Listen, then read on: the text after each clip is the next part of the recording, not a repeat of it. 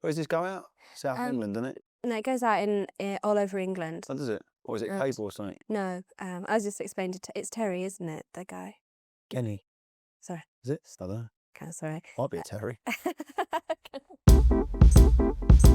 As you say, I mean, it's been 3 years since we heard anything musically from you. I don't want to go over old ground, but what have you been doing since then? The last 3 years. Well, I haven't. It's not like I've stopped working because I've really been in this studio for 3 years more or less, and I've been writing. I've done some production, and I played on Dee's album, which is under the name of Slam Slam on MCA, and I've done that. I was heavily involved with that, which took a long time, couple of years on and off. Style Council actually made another album which never got released, so I've been working, but it's just in here. Not in any kind of public way, and I hadn't had a record out for, I don't know, it must be 2 years, more maybe. So what's it like being back? So like being back, well, I don't know if I'm back or not, am I? I don't know. I don't know if I've been away or not. Out of the public eye then? Well, I don't know, I can't see it in those same terms, I'm afraid. I've got a record out at the moment, and I haven't had one out for 3 years, but I don't know if I'm back in the public eye, I don't know. Do you feel there's a bit of... Just making records again. There must There was a period of time when I couldn't make records. I had a lot of contractual problems with Polydor that took months to get out of that stuff, and that was a really frustrating time, What was the problem there? Do you mind talking about that? with Polydor. Yeah. No, not at all. We had one more LP to make for them contractually, which we did, and they didn't like it. They refused it and turned it down, or they said we had to go back and recut some tracks, or there was no singles on the LP, which is the way they put it. Which is nonsense. I mean, who's to say what's a single? It's a purely subjective thing, And I don't think that would stand up in any court of law, really. But it was simpler and cheaper and quicker just to say, okay, fine, we'll leave and, do it that way. And it worked out fine as it turned out. There's a basic problem with us and the managing director there. We just did not get on. Is that a long-standing thing, or was that just towards the end? No, he's a very, very difficult person. I don't know anyone who's got a good word for him. I've got a few good words for him, but I don't think we'll be able to say them on TV. It's all right, it's late night TV, All say right. what you want. Most of them begin with, anyway.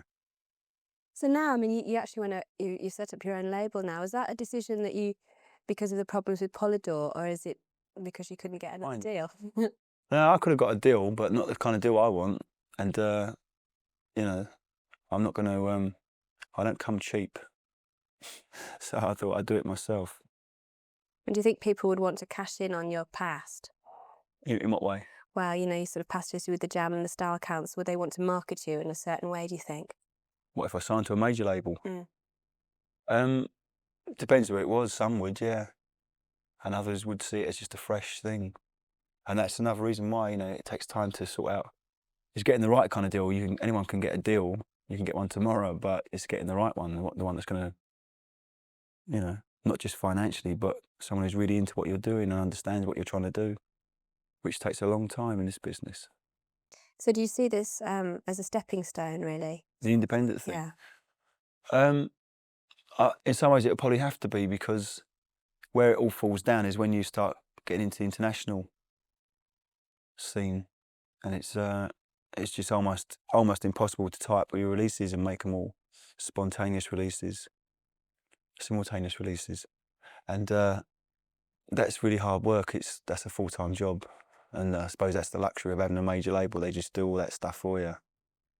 And do you know anything about the business side of it? Yeah, bits and pieces. I've picked up things along the way. But isn't it a problem? I mean, you've got your own album to get together over the summer and do all that. I mean... Well, not really, no, because I've made sort of quite a few in my time, so I know how to go about doing it now. So it's not really a problem.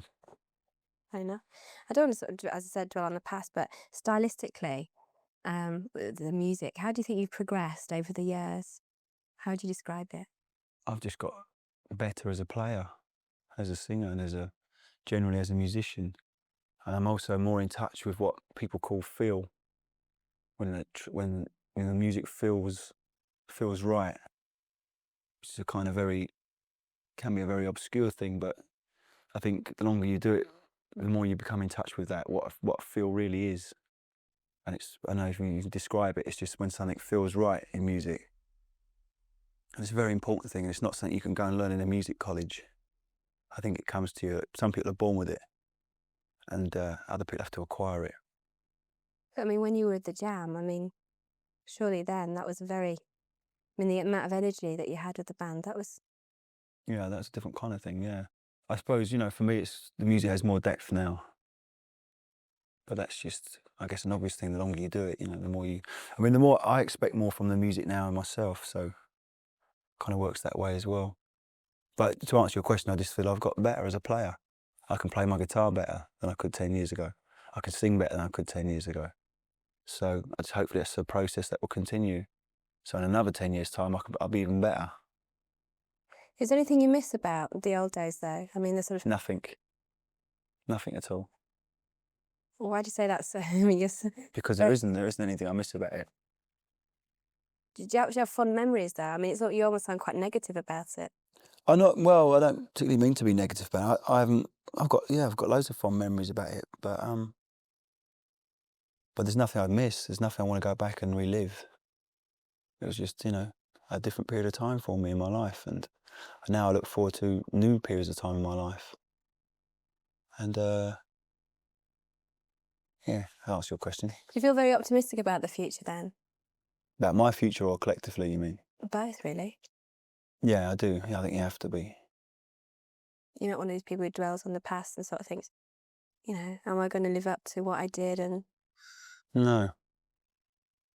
I have done. I mean, I've had periods of time when I've done that, when I started to doubt myself, which happens all the time, you know, but that happens in life anyway. But generally, I try and stay positive and just look ahead and see what I can do, what I'll be able to do, and try and look beyond. You know, I've in the past I've had a very short-term vision of what I do. I just lived for the next album, and that was it. And these days, I try and think about the next 20 years, you know, and what kind of music will I be doing when I'm 50, if I, you know, God willing, we're all still around. But you know, so I try and look at it that way, and I think you have to be positive, and it's good to look back, and it's okay to get nostalgic now and again. There's nothing wrong with that, but you can't live there. You have to live your life in the now, in the future. do you think it's taken a certain amount of courage on your part to have a solo project? Not particularly. No, I don't know what you mean really. Well, I think, you know, if you've had the support of other people, I'm not saying you haven't got the support of other What you mean in people. a band, being in an actual Yeah, group? yeah. Yeah, okay. Well, it's easier if you're in a group because you've got other people to fall back on. But in a way, it's been good for me because I've always been in groups. This is the first time I've ever done anything on my own, and it's really it's just given me a kick up the butt and just said get on with it, and I've had to do it. And going out on stage last year for the first time for quite a while, but without Mick on one side and without Dee on the other side, and it's kind of just, well, look, it's just you in a sense. And it was quite intimidating at first, but it done me good, and it's made me a lot more confident as a person, and especially as a player as well, as a musician. And so how do the audiences accept you? Good, I thought, you know. Do you think they were Can't please everyone, expecting? but So do you think they were expecting more Style Council, or what do you think they were expecting? I don't think they knew what to expect really, because the last Style Council stuff was so different at the time. I don't know what people expected. I don't think they knew, which is good. And as you said, Kind of give me more of a free rein, you know. you're saying the Style Council stuff. I mean, you've always been, you know, sort of ahead of your time almost, haven't you? I mean, Sometimes, yeah. do you think, is the new stuff going to be like that too? Maybe. I just think it's in tune. I think it's part of an overall sound that's coming about. I can for me, I can sort of see links with what I'm doing at the moment with lots of different people, like the last Living Colour single, or Lenny Kravitz, and to De La Soul, or Tribe Called Quest, or PM Dawn, and lots of different things. I just think there's a kind of, even with like the way the fashion's going in a sense, this kind of 60s but 90s hybrid, and it's sort of made me believe more in collective consciousness. I never used to be able to see that, but I think things do go that way sometimes. People just have this kind of idea, and it happens at the same time.